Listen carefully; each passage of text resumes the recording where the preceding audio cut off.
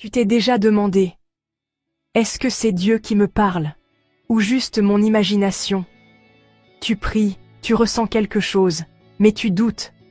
Cette confusion est très fréquente chez ceux qui marchent dans une quête spirituelle sincère. T'inquiète pas, tu n'es pas seul. Nos pensées, nos émotions, nos peurs peuvent faire beaucoup de bruit.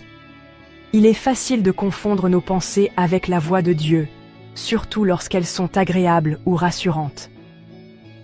On se retrouve souvent à se demander, est-ce Dieu qui me parle, ou est-ce que je me parle à moi-même?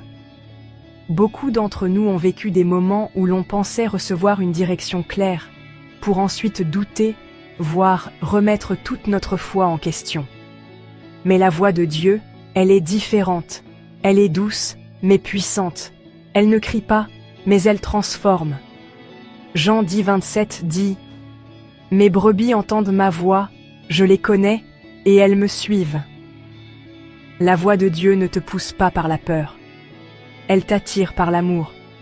Elle ne te culpabilise pas. Elle te redresse avec grâce. Voici 3 repères simples pour discerner sa voix. Premier repère. La voix de Dieu est alignée avec sa parole. Dieu ne se contredit jamais.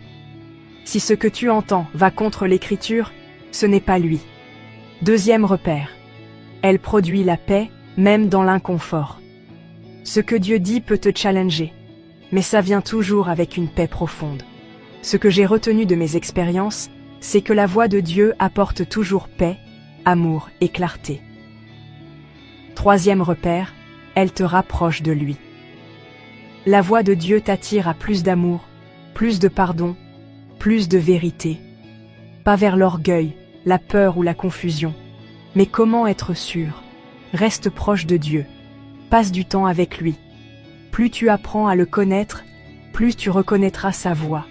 Comme un enfant reconnaît la voix de sa mère, même dans une foule. Tu ne discernes pas toujours parfaitement. Ce n'est pas grave, c'est normal. Dieu regarde ton cœur. Il te parle, pas parce que tu es parfait, mais parce que tu lui appartiens. Alors si toi aussi tu te poses cette question, je t'encourage à prendre du temps pour prier, écouter et rester dans sa présence. As-tu déjà vécu un moment où tu as su que c'était Dieu qui te parlait? Partage-le en commentaire, j'aimerais lire ton témoignage. Et si tu veux apprendre à marcher chaque jour à l'écoute de Dieu, abonne-toi maintenant. On avance ensemble, pas à pas, à l'écoute de sa voix.